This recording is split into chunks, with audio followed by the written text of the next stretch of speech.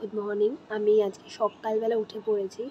তো আজকে চৈত্র সংক্রান্তি, সেই জন্য আমাদের বাড়িতে একটা পুজো হয়। আজকে আমি ছোটোবেলা থেকেই দেখে আসছি এই পুজোটা আমাদের বাড়িতে হয়। ঘর দেবীর পুজো বলে, যেখানে আমাদের সব রকম রান্না হয় ঠাকুরকে দেওয়ার জন্য, ঘর দেবীকে বেসিক্যালি দেওয়ার জন্য। পাঁচন মেন আমাদের যেটা আইটেম, তার সাথে আছে টক ডাল, ভাজা, সব কিছু। তো কীভাবে কী রান্না সব কিছু হচ্ছে, কী কী আইটেম হচ্ছে, চলো পুরো ভিডিওটা দেখো।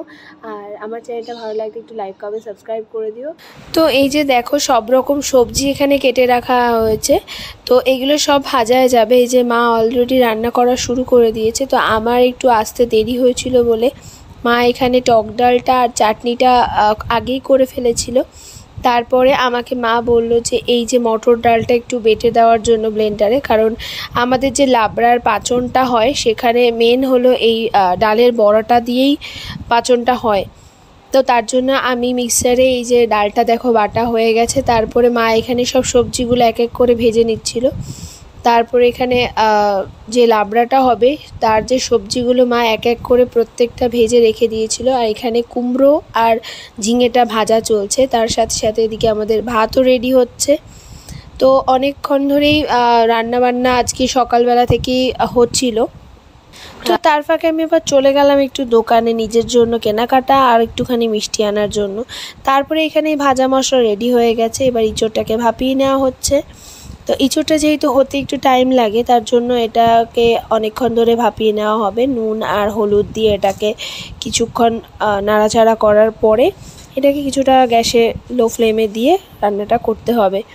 তারপর এখানে ভাতও অলমোস্ট হয়ে গেছে। এরপর আমি তাড়াতাড়ি করে স্নানে চলে আসার পরে দেখলাম আমাদের রান্না বান্না প্রায় শেষের দিকে। এই যে আমাদের পাচন, যেটা অনেকেই লাবড়া বলে, এটা রেডি হয়ে গেছে। এখানে ভাজা আছে সব রকমের, 9 রকমের ভাজা ছিল, তোমরা দেখতেই পাচ্ছ। আর এই লেবুগুলো হলো আমাদের গাছের।